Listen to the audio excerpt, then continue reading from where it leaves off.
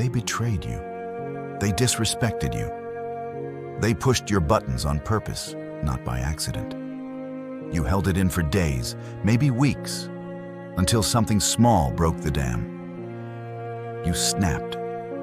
You raised your voice, said things you didn't mean, let your hands shake, your breathing stutter, your presence disappear into a cloud of fury you couldn't control. And afterward, maybe you felt justified. Maybe you even felt powerful for a moment. But power that leaves you feeling empty after it's used was never real to begin with. Anger feels righteous when it's boiling, but shameful once it cools. You look back and wonder why you lost it, again. Why someone else's behavior still has the ability to reach inside your chest and pull the wires until everything shorts out. You tell yourself it's natural, that you're human, that anyone would react that way. And maybe that's true. But the Stoics didn't come to teach you how to stay natural. They came to show you how to become free. Free from being predictable, free from being reactive, free from giving other people remote control over your peace. Seneca called anger a form of temporary madness. He didn't mean it metaphorically, he meant it literally. The way your heart rate spikes, the way your vision narrows, the way you stop hearing anything that doesn't confirm your fury. It's madness. Controlled by chemicals, impulses, illusions. You are no longer reasoning, you're reacting. And in that moment, you may believe you're strong. But if someone else's weakness can pull you down to their level, that's not strength. That's slavery with pride. You are not your first reaction. You are not your anger. You are the space between what happens and what you choose to do. And that space is everything. It is where your freedom either lives or dies. Marcus Aurelius ruled an empire collapsing in slow motion. Plague, betrayal, war, rebellion. Some days he lost everything except his mind. And that was the point. He understood that self-command is the final empire. That ruling over millions means nothing if you can't rule your own soul. And so he wrote, again and again, in the margins of his mind, "You have power over your mind, not outside events. Realize this, and you will find strength. It is not the insult that harms you. It is your belief that it should not have been said. It is not the betrayal that stings the most, but your expectation that they should have been loyal.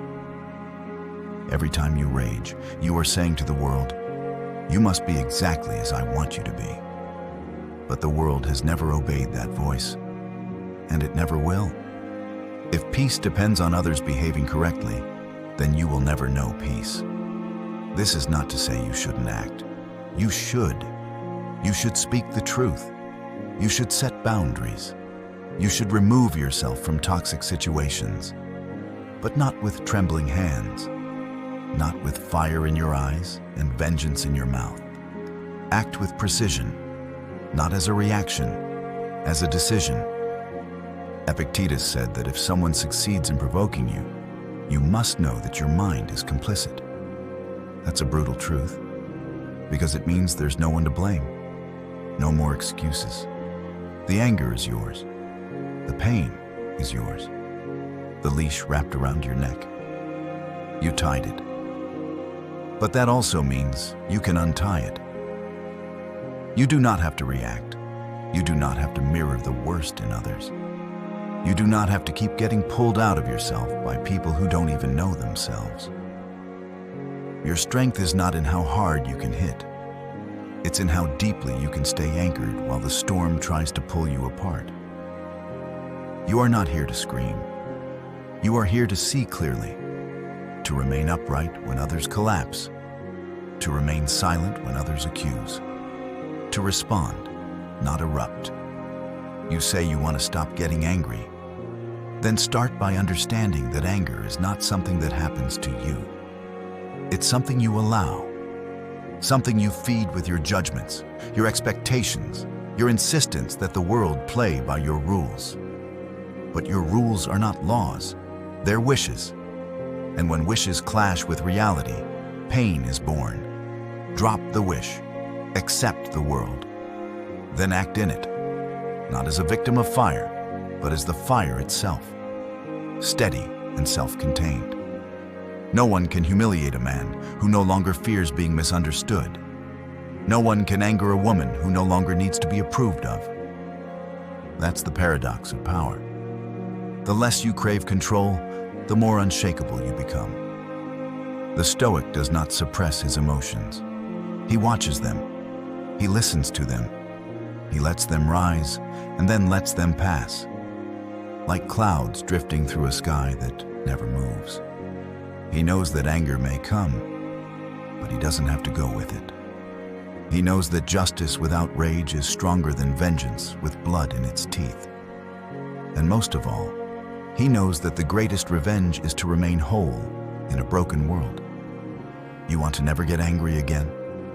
Stop demanding that the world be fair. Stop expecting people to act with reason when they've never met it. Stop being shocked by cruelty, by ignorance, by pettiness. Recognize it, yes. Respond to it, wisely. But don't let it inside. Don't let it find a home in your chest. Because once it's in, it becomes you. Don't fight fire with fire. Become fireproof.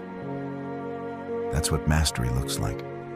That's what self-respect feels like. The man who cannot be provoked cannot be manipulated. The man who cannot be rattled cannot be steered. The man who cannot be pulled out of his center, that man is free.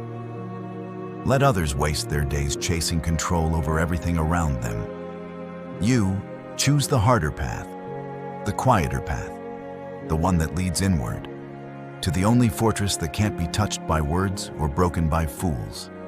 Your soul. Build that, guard that, live from that. And one day, you won't need to try not to get angry. You simply won't be the kind of person who needs to. When anger rises, don't run from it. Feel it, watch it, but don't follow it. You don't have to strike back. You don't have to explain yourself. You don't have to lose your center. True power is quiet. It doesn't react. It chooses. The one who can't be provoked can't be manipulated. Let them burn in their chaos. You stay calm in your command. That's not weakness. That's freedom.